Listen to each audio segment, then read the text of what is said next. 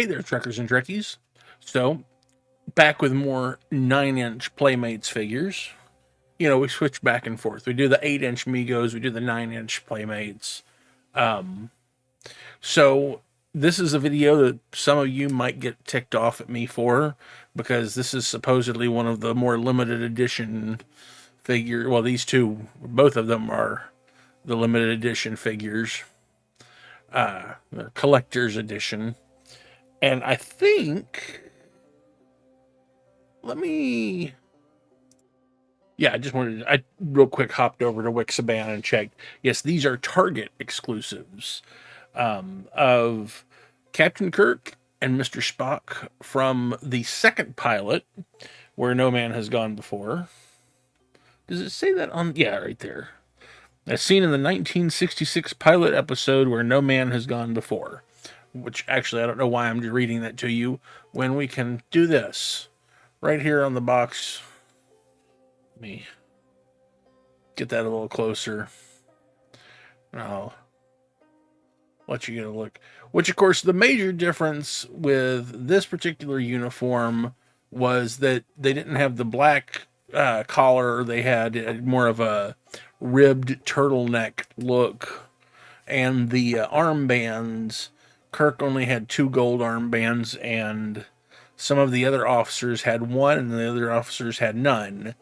How that helped differentiate what ranks were didn't make a whole lot of sense as far as the Star Trek universe goes, but you know, they did that thing.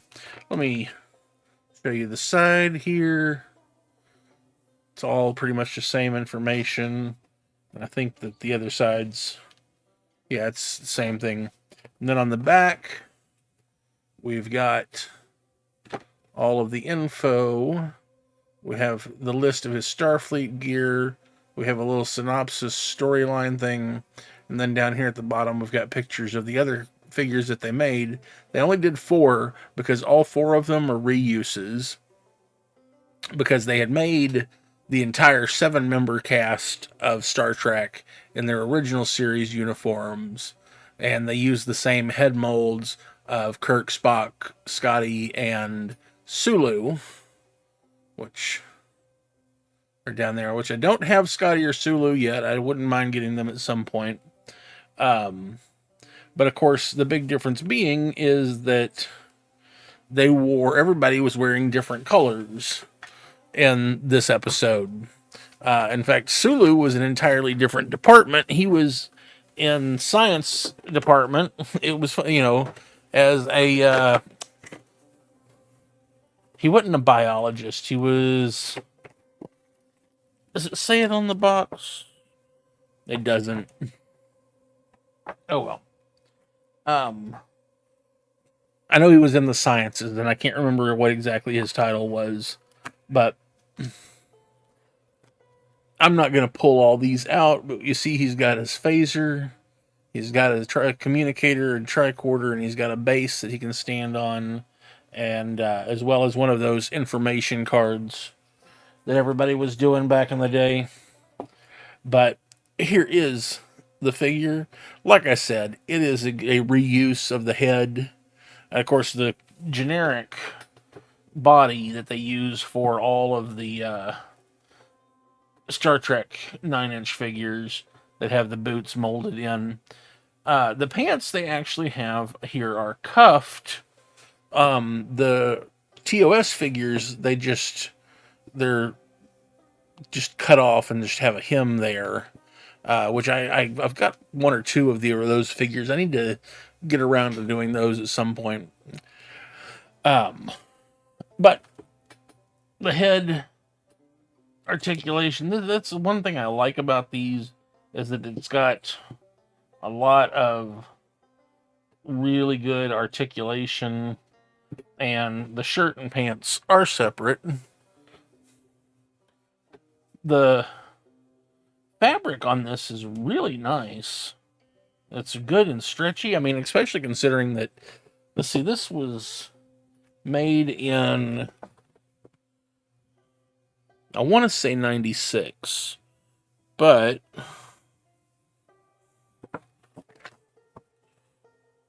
yes, 96. So they'll be 30. These figures are going to be 30 years old next year.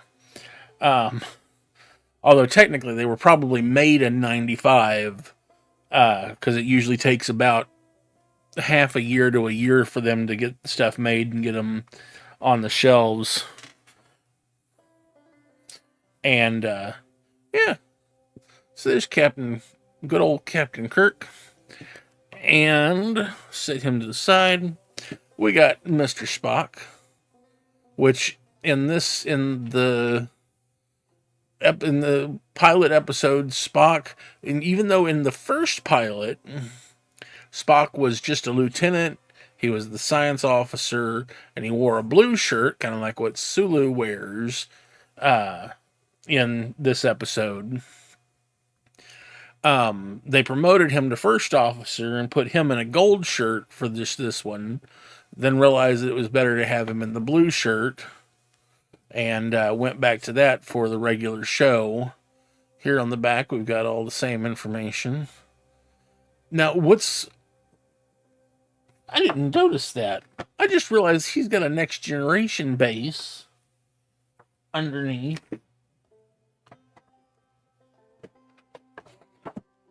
It's the same on the Kirk figure. That's funny. They must have not made the bases. Well, but they had the bases for the original series figures, because they made those in like 95, I think. Okay, I'm going to pause again because I got to go do some check.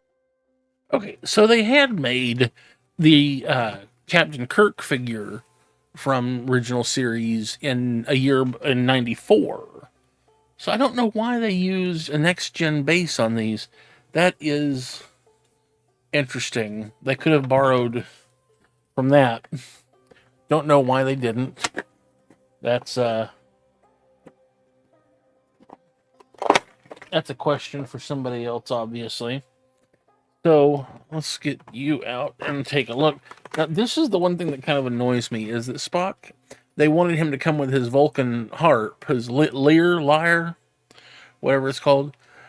So they switched out the tricorder, which Spock used a tricorder a whole lot more often than he used a phaser, I feel like. I might be wrong. I mean, I'd have to sit through all 77 episodes, 76 episodes, and count, but I feel like he used a tricorder a lot more often. But yep, there's the science base, which of course in the pilot episode they didn't have the symbols differentiated. Everybody had a star on theirs, which they put the science symbol on his shirt, which is technically incorrect, but yeah, we'll let it go. It's fine. And as you can see, this is the reuse of that Spock head, which I don't know, it looks a little bit off to me. Like the hair's not quite right. Like the brow area. Tell me what you think. Does it... Like the rest of the face looks fine, but like this area right through here, like where his hairline and forehead look a little strange. But anyways, this is the exact same body that they used for every male figure in the 9-inch toy line. They just repainted it. Like if we go back and look at the Gul Dukat that we looked at a few weeks ago, it's the same body in gray with the black boots.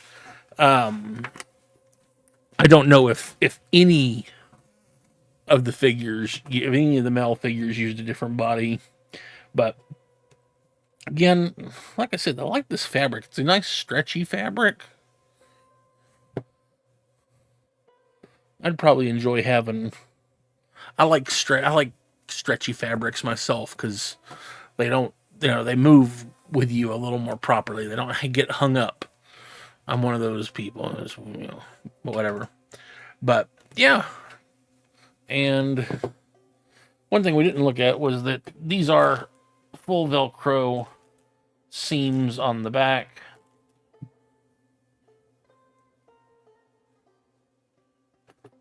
I don't think the pants have, yeah, no, the pants are just elastic waist kind of thing, so they just fit on there.